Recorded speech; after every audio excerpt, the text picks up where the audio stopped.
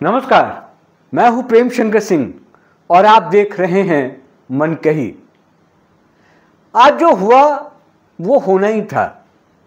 पिछले कई दिनों से जो गतिविधियां चल रही थीं, परिस्थितियां जैसी बन रही थीं, उसको देखकर लग रहा था कि कुछ होगा, लेकिन ऐसा होगा इसका अंदाजा किसी को नहीं था। आप सही समझ रहे हैं, मैं बात कर रहा हूं उपराष्ट्रपति धनखड़ साहब का।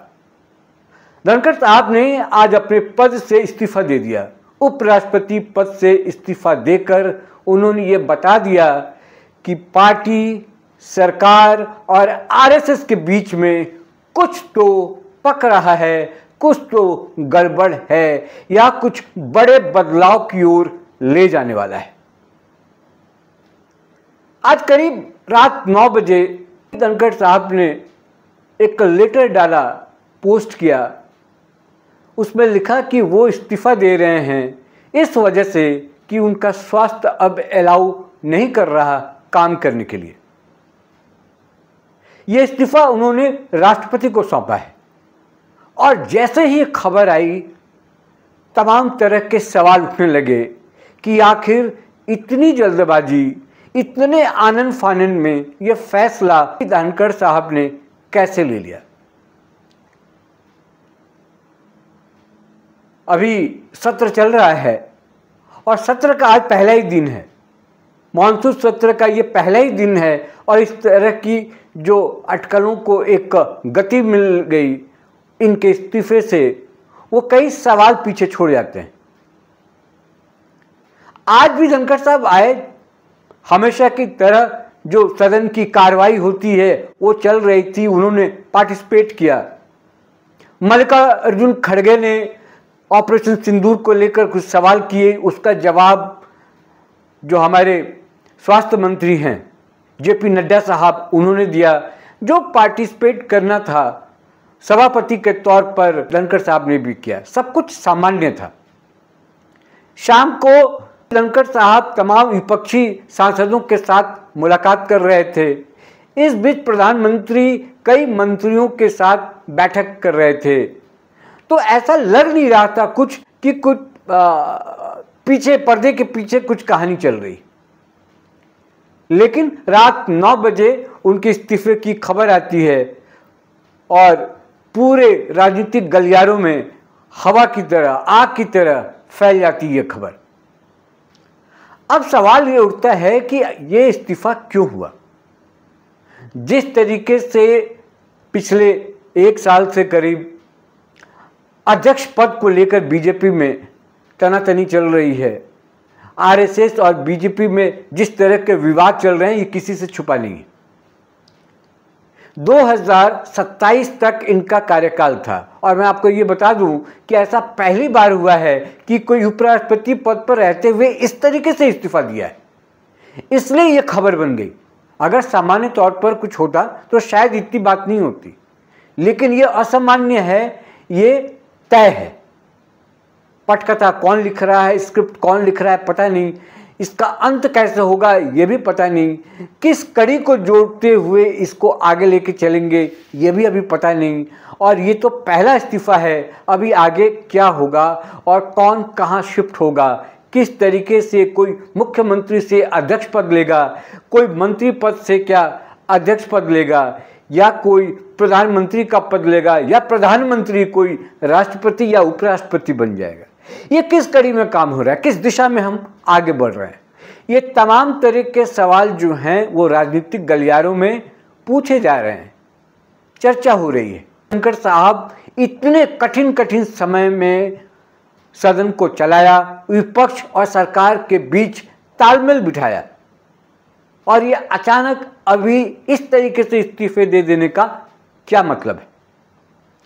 सबसे बड़ी बात कि अगर स्वास्थ्य कारणों से इस्तीफा हुआ, उसके बाद सरकार के किसी भी मंत्री ने कोई प्रतिक्रिया नहीं दी, पीएम मोदी ने कोई बात नहीं कही, उनकी तरफ से कोई बयान नहीं आया, राष्ट्रपति की तरफ से कोई बयान नहीं आया। अगर स्वास्थ्य इतना खराब था तो इसकी बात तो पहले से होने वाली थी, होनी चाहिए थी, चर्चा लगातार होती, लेकिन ऐसा कुछ हुआ नहीं। ये कॉर्पोरेट में जैसे कहते हैं ना कि दिन भर काम किया गया, दिन भर धनखड़ जी से काम लिया गया, करते रहे, और अचानक जैसा प्रतीत हुआ कि उनसे कहा गया हो कि नहीं, इनसे इस्तीफा लिया जाए और तत्काल इस्तीफा लिया जाए, इसके लिए उनके पास समय नहीं है। और आनन फानन में सबको शुक्रिया कहते हुए राष्ट्रपति से लेके, प्रधानमंत्री से लेके, मंत्री परिषद से लेके, सांसदों से लेकर सबको शुक्रिया कहते हुए धनखड़ साहब ने इस्तीफा दे दिया। और मैं बार बार कह रहा हूं कि ये सामान्य प्रक्रिया नहीं है। 2-4 दिन रुकिए, कई परतें खुलेंगी, कई खुलासे होंगे और खुद धनखड़ साहब भी अपनी बातों को रखेंगे कि किन परिस्थितियों में उनसे इस्तीफा लिया गया, अगर लिया गया, या किन परिस्थितियों में उन्होंने इस्तीफा दिया, क्या मजबूरी थी, क्या सिर्फ स्वास्थ्य कारण ही था या कुछ और। हालांकि कपिल सिब्बल, जयराम रमेश सरीखे कई कांग्रेसी नेताओं ने बड़ा आश्चर्य व्यक्त किया और उन्होंने कहा कि विचारधाराएं अलग हो सकती हैं, लेकिन जिस तरीके से हम राज्यसभा में मिलते थे, एक दूसरे को ग्रीट करते थे, सुनकर बड़ा अजीब लगा। अब उनसे मुलाकात नहीं हो पाएगी राज्यसभा में। और अगर इसमें एक और बात समझने की ज़रूरत है कि अगर ये स्वाभाविक रूप से होता ये इस्तीफा, तो मुझे लगता है कि ग्रैंड विदाई होती उनकी। पार्लियामेंट में खुद पीएम मोदी शायद कहते कि अब पी धनखड़ साहब आज के बाद से हमारे साथ नहीं रहेंगे, उनको इन वजहों की वजह से या स्वास्थ्य वजहों से उनको इस्तीफा देना पड़ रहा है। जब तक उन्होंने संभाला इस कुर्सी को, बड़े अच्छे तरीके से संभाला, बिना भेदभाव के, और जो सही फैसले लेने थे वो फैसला उन्होंने लिया। लेकिन ऐसा कुछ हुआ नहीं, सबने चुप्पी साध ली। अब इसी चुप्पी में कुछ गुत्थी छुपी हुई है। वो क्या है ये समझ में आएगा, क्योंकि आप पिछले घटनाक्रम पर अगर नजर दौड़ाएं तो मैं आपको बताना चाहूंगा कि बीजेपी में अभी तक अध्यक्ष पद फाइनल नहीं हो पाया है। रोज बातें होती हैं, मीटिंग्स हो रही हैं, कभी किसी का नाम, कभी किसी का नाम, कम से कम 15-20 नाम ऐसा है जो कि राजनीतिक गलियारों में गूंज रहे हैं। उनका नाम लिया जा रहा है, कभी किसी का नाम कहा जा रहा है कि ये बन सकते हैं अध्यक्ष, कभी किसी के लिए कहा जा रहा है कि ये बन सकते हैं अध्यक्ष, लेकिन तय नहीं हो पा रहा है। और इसके पीछे की सबसे बड़ी वजह ये बताई जा रही है कि बीजेपी और आरएसएस में बन नहीं रही है बात, यानी कि संघ और बीजेपी में किसी तरह का कोई दरार है, या यूं कह लीजिए कि पीएम मोदी और मोहन भागवत में किसी तरह का कोई आपसी मनमुटाव है। दोनों अलग अलग रास्ते पर चल रहे हैं और दोनों चाहते हैं कि या तो संघ का कोई अध्यक्ष हो, और नरेंद्र मोदी चाहते हैं, अमित शाह चाहते हैं कि कोई वो उनके पसंद का अध्यक्ष हो। शायद यही वजह है कि वो नाम तय नहीं हो पा रहा है और दिन प्रतिदिन बात और ये फैसला जो है वो खींचा चला रहा है।